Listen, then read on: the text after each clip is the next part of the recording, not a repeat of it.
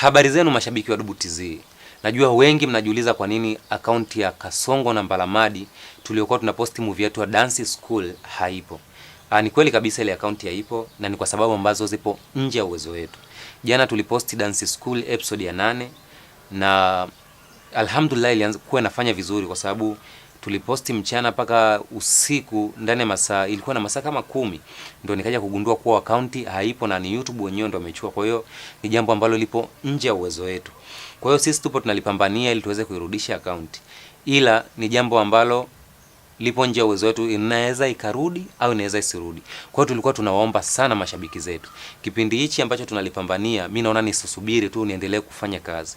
Kwa hiyo kufanya kazi kwa maana ya kwamba nitaposti episode ya 8 kwenye akaunti mpya ambayo itaitwa Kaso na Mbala.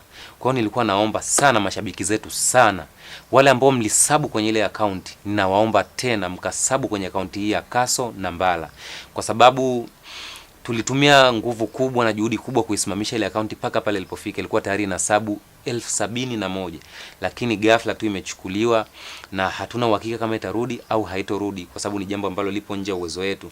Tupo tunaipambania na hatukufanya kosa yoyote, ila mambo yetu ya kimitandao, kuna mitihani mingi sana watu tunapitia, na ndio maana sometimes hata mnalalamika kuna kazi zinatokea zinachelewa.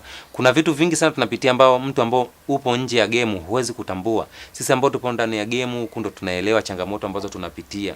Kwa hiyo tunaomba mtu support sana sana, kwa sababu nyinyi ndio mliotuinua mpaka tukafika hapo, na nyinyi pia ndio tunawarudia kuwaomba support. Tunaomba mtu support sana sana. Ubaya wa hivi vitu, haya makampuni na hizi account YouTube sijui nini hazipo nchini, zipo mbali. Kwa hiyo hata ukisema unawalalamikia, unawaelewesha, ni ngumu kukuelewa kiurahisi, kwa sababu tunachati nao mitandaoni na mara nyingi ni tunachati na robot, huwa tuchati na watu. Kwa hiyo ni ngumu kupata mrejesho ulio kamili kwa sababu wapo mbali. Kwa hiyo ndio maana tunarudi kwenu nyie mliotuinua mpaka tumefika hapa. Tunawaomba tena, tunaomba mkasabu kwenye hii akaunti kwa wingi, kwa sababu mpaka akaunti muda unaondoka tuliposti namba 8 ilikuwa na views 200,000. Kwa hiyo hata nikiposti namba 8 najua kuna watu 200,000 ni imeshawapoteza ambao walikuwa wameshaangalia. Hivyo ni waombe sana, hata wale ambao mlishaangalia mkaangalie tu kwa ajili ya kutusupport.